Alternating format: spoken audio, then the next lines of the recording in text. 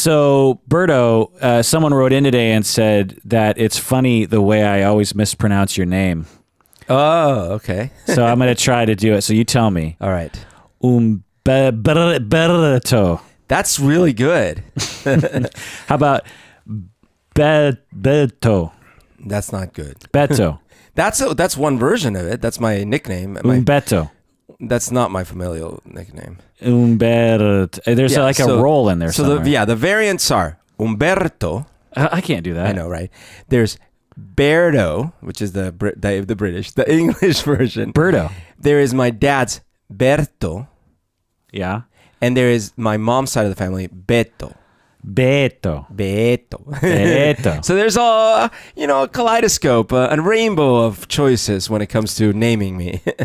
So this is part of the problem. We're in some emergency situation. You're being chased, and you're about to call after me, and you don't know what to say, and so the bad guys get you. Yeah. So, Berto, do you know what a culture-bound syndrome is? Culture-bound syndrome. Culture-bound syndrome. Can you imagine what that would be? I don't think I've heard that, but I can imagine a few things. So I could imagine that you have been immersed in a culture for too long, and now you have a hard time changing to a different culture. Oh, interesting. So you're bound to a culture. Bound to a culture. For too long. Okay, interesting. Well, that's what I want to talk about today. I want to do a semi-deep dive on this because famous patron Lyndon wrote in and said, I was fascinated to discover what run amok is not just, I was fascinated to discover that run amok is not just an idiomatic phrase. It is also a psychological phenomenon specific to a particular culture. Whoa. Can you explore some of the culturally bound syndromes? Oh, culturally bound syndromes. Yeah. I see. There are many, many, and they've been studied for a long time. So this is actually some sort of mental issue, but it's specific to a culture. Exactly. Whoa.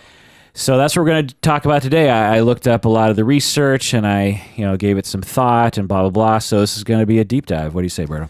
I love it. Welcome to the Psychology in Seattle podcast. I'm your host, Dr. Kirk Honda. I'm a therapist and a professor bound within mainstream American culture.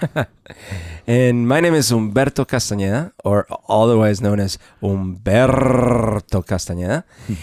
And I work at a local circus. Have you seen, you saw Stranger Things too. Have you finished it? I did. And when Dustin is doing the... Oh, yeah. Wait, you can do the roll of the R. I can't do Chewy. By the way, episode 7 was awesome. No, you hated it, right? I loved it. It was so... I was ready to hate it, but, I was really refreshed because I hate being in a consistent place and with a consistent tone. Yeah. I like when it breaks out. Yeah.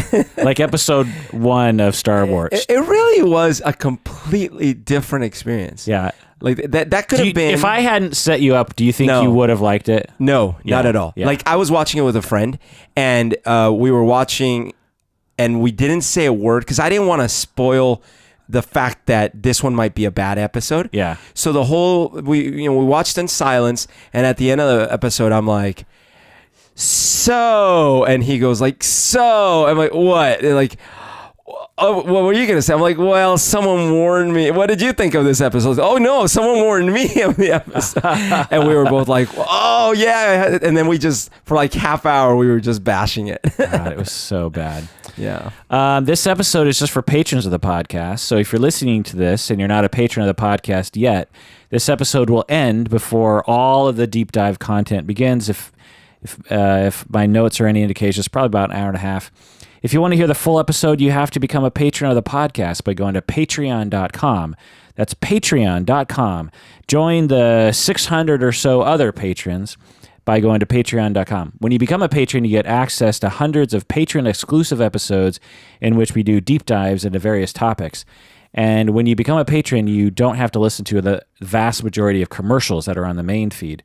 And remember that a portion of your monthly pledge goes towards various charities that we support. Nice.